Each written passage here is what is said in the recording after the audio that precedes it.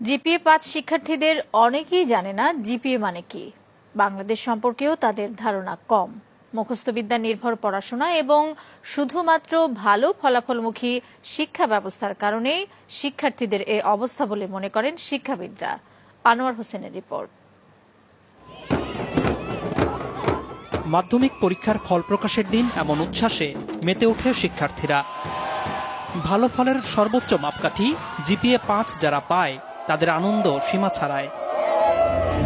প্রশ্ন উঠেছে বছর বছর পাশের হার আর জিপিএ-৫-এর সংখ্যা বাড়লেও শিক্ষার মান বাড়ছে কিনা।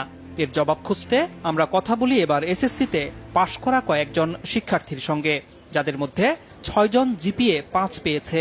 তাদেরকে আমরা কিছু প্রশ্ন করি। জিপিএ এটার পূর্ণাঙ্গ রূপ কি? জানি না, এখন মনে পড়ছে না। GPA grating point. এসএসসি এটার পূর্ণাঙ্গ রূপ কি? এখন আমার মনে পড়তেছে না। Junior school certificate. School secondary certificate. আমি জিপিএ-৫ পেয়েছি, ইংরেজিতে কি হবে? I am GPA 5. I give a GPA 5. I get GPA 5. I will. মোট ১৩ জনকে প্রশ্নগুলো করা হয়েছিল, কিন্তু কেউই সঠিক জবাব দিতে পারেনি। এসব শিক্ষার্থীর কাছে এরপর করা হয় সাধারণ জ্ঞান এবং বিজ্ঞান বিষয়ে কিছু প্রশ্ন। পাঠ্য বইতে বিভিন্ন সময় পড়লেও খুব কম প্রশ্নেরই সঠিক উত্তর দিতে পারে তারা। শহীদ মিনার কোথায়? সরি জানি না। অপারেশন সার্চলাইট এটা কি?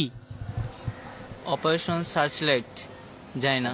অপারেশন করার সময় যে লাইটটা জ্বালায় ওইটা তো জানি, কিন্তু তার বেশি কিছু জানি না। 25শে মার্চ কাল রাতে পাকিস্তানি হানাদার বাহিনী যে প্ল্যানিং করে আমাদের দেশে হঠাৎ আক্রমণ করে, ওইটাকে অপারেশন সার্চলাইট বলা হয়। শহীদ বুদ্ধিজীবী দিবস কবে?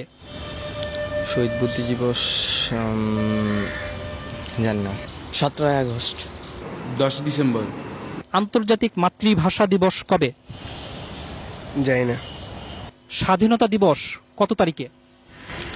স্বাধীনতা দিবস 16 ডিসেম্বর। বিজয় দিবস কবে? বিজয় দিবস হচ্ছে 26শে ডিসেম্বর। জাতীয় স্মৃতিসৌধ কোথায়? জাতীয় স্মৃতিসৌধ হচ্ছে পাই না। রণসঙ্গীত কে রচনা করেছে? পারি না। রবীন্দ্রনাথ ঠাকুর। বাংলাদেশের জাতীয় সঙ্গীতের রচয়িতা কে? কাজী নজরুল ইসলাম। মাউন্ট এভারেস্ট কোথায়? ইংল্যান্ড। তুমি সায়েন্সে পড়েছ। পিথাগোরাস কে? একজন ঔপন্যাসিক। নিউটন কোন তত্ত্বের জন্য বিখ্যাত? জানি না। আইনস্টাইনের কোন তত্ত্ব কি তোমাদের পড়িয়েছে? আইনস্টাইন না, নিউটনের পড়ছি, কিন্তু আইনস্টাইনের পড়ি নাই। নিউটনের তত্ত্বটা কি, নাম কি? গাছ থেকে মানে আপেল পড়ার যেই তত্ত্বটার নাম কি? নামটা মনে নেই। বাংলাদেশের বর্তমান রাষ্ট্রপতির নাম কি? বাংলাদেশের বর্তমান রাষ্ট্রপতির নাম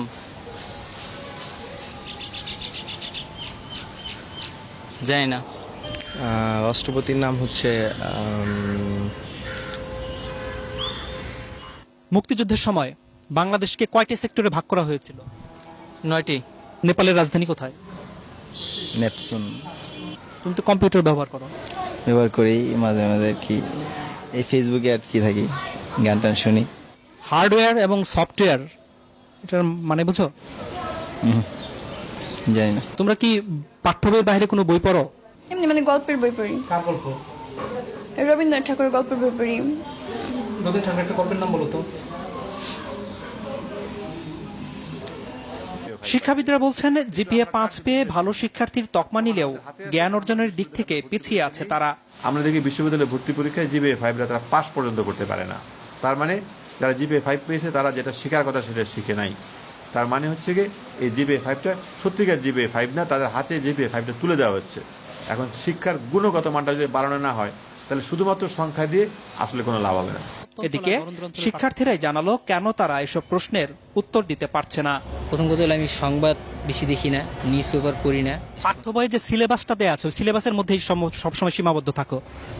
ওগুলো সায়েন্সের সাবজেক্টগুলো একটু বাইরে পড়ি, কিন্তু বাংলা সমাজ এগুলো নিয়ে আমার বেশি ঘাটতে আর কি, বেশি এগুলো পড়ি না।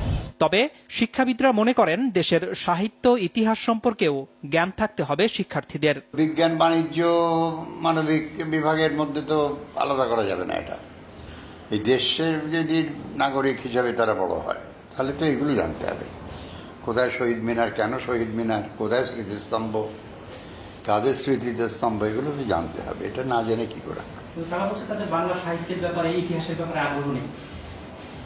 মানে এটা আসলে তাহলে মানে তার কি পূর্ণাঙ্গ শিক্ষা পাচ্ছে? না, একেবারেই না, একেবারেই না। শিক্ষা সংশ্লিষ্টরা বলছেন, শিক্ষার্থীরা মুখস্থ বিদ্যা নির্ভর হয়ে যাওয়ায় তাদের এমন দশা। বছরের প্রথম থেকেই যদি তারা কোচিংমুখী হয়ে তারা শুধুমাত্র চ্যাপ্টারগুলি মানে সামারাইজ করে ছোটভাবে ওইভাবে শেখানো হয় নাম্বারের দিকে তাকিয়ে, তাহলে তার জ্ঞান তো বাড়ছে না, মেধাও বাড়ছে না। আমি বলবো যে মেধার অপচয় হচ্ছে। এর প্রভাব পড়েছে চাকরি ক্ষেত্রেও। চাকরিদাতাদের অভিজ্ঞতা বলছে, যেসব শিক্ষার্থী ভালো ফলাফল করেছে তাদের একটি বড় অংশই ইন্টারভিউ বোর্ডে ভালো করছে না।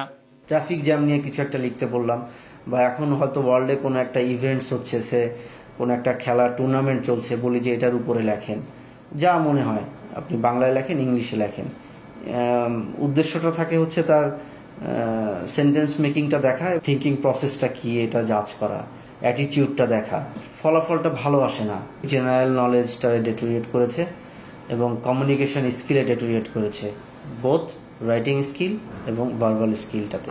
এমন বাস্তবতায় শিক্ষার্থীদের গুণগত মান নিশ্চিত করতে তারা যেন মুখস্থের পরিবর্তে পাঠ্য বই আগাগোড়া পড়তে এবং পাঠ্য বইয়ের বাইরেও বই পড়তে উৎসাহিত হয়, সে ব্যাপারে অভিভাবক এবং শিক্ষকদের জোরালো ভূমিকা রাখার আহ্বান শিক্ষাবিদদের। আনোয়ার হোসেন, মাছরাঙা সংবাদ, ঢাকা।